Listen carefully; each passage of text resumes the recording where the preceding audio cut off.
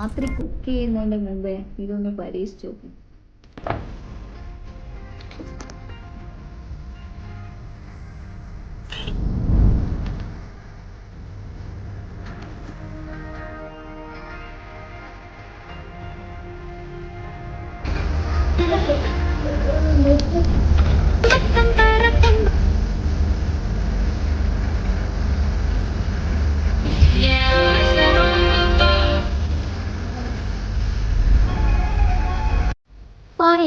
ഈ വെള്ളരി കറി വെക്കണോ അല്ലെ തോരൻ വെക്കണോ?